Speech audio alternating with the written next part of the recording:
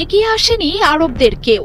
তারা চুপ করে থাকলেও শেষ পর্যন্ত ফিলিস্তিনের জন্য প্রতিবাদে গর্জন করে উঠল ইয়েমেনের প্রতিরোধ গোষ্ঠীর মিসাইল।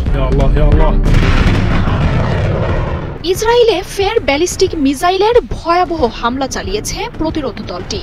গাজায় হামলার জবাবে নেতানিয়াহুর দেশটিকে ধ্বংস করার লক্ষ্যে চালানো এই হামলায় সাইরেনের শব্দে কেঁপে ওঠে গোটা ইসরায়েল। ইসরায়েলি বাহিনীর বিমান ঘাঁটিতে হামলার পর বেন গুরিয়ন আন্তর্জাতিক বিমানবন্দর সহ ইসরায়েলের দক্ষিণাঞ্চলে চালানো এই হামলায় হতাহত হয়েছেন অনেকে। যদিও ইসরায়েলের সেনাবাহিনী ক্ষয়ক্ষতি নিয়ে আনুষ্ঠানিক কোনো বক্তব্য দেয়নি। ফিলিস্তিনে হামলা হলে নেতানিয়াহুর দেশটিকে যে ছাড় দেয়া হবে না, কয়েকদিন ধরে ক্রমাগত সেই হুঁশিয়ারি দিয়ে আসছিলেন ইয়েমেনের ইসলামী প্রতিরোধ যোদ্ধারা। ইসরায়েলের এই শত্রুকে দমনে তাই ইয়েমেনে আক্রমণ শুরু করেছেন ট্রাম্প। প্রতিরোধ গোষ্ঠীটির বিরুদ্ধে লোহিত সাগরে পাঠানো হয়েছে এয়ারক্রাফট ক্যারিয়ার আর যুদ্ধ জাহাজের বহর। অত্যাধুনিক যুদ্ধ বিমান আর ক্রুজ মিসাইলের হামলা চালানো হচ্ছে প্রতিরোধ যোদ্ধাদের স্থাপনাগুলোতে। তবে এমন হামলা ইয়েমেনের এই দলটিকে থামিয়ে রাখতে পারেনি। গাজায় ইসরায়েলের আগ্রাসনের জবাবে নেতানিয়াহুর দেশটির উপর শক্তিশালী ব্যালিস্টিক মিসাইলের হামলা চালিয়েছে ইয়েমেন। রাতের আকাশ আলোকিত করে ইসরায়েলে আছড়ে পড়ে প্যালেস্টাইন 2 নামের ক্ষেপণাস্ত্র।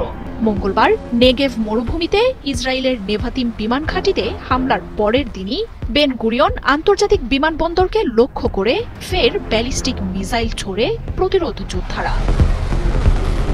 সৌদি আরবের উপর দিয়ে ইসরায়েলকে লক্ষ্য করে এসব হামলা চালায় ইয়েমেনের প্রতিরোধ গোষ্ঠীটি। হামলায় সাইরেন বেজে ওঠে ইসরায়েলের বেশ কয়েকটি শহরে। নিরাপদ আশ্রয়ের খোঁজে এ সময় শহর জুড়ে ছোটাছুটি শুরু করেন বাসিন্দারা।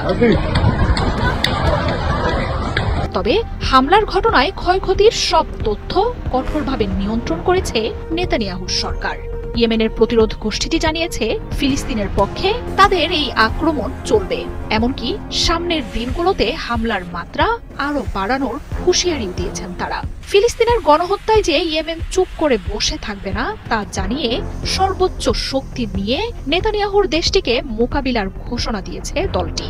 পাশাপাশি যুক্তরাষ্ট্রকেও যে উপযুক্ত জবাব দেয়া হবে সেই বার্তাও ট্রাম্পকে দিয়ে রেখেছে প্রতিরোধ গোষ্ঠীটি। 1.5 বছরের যুদ্ধে অবরুদ্ধ গাজায় ইসরায়েলের চালানো প্রতিটি হামলার জবাব দিয়েছে ইয়েমেনের প্রতিরোধ গোষ্ঠী।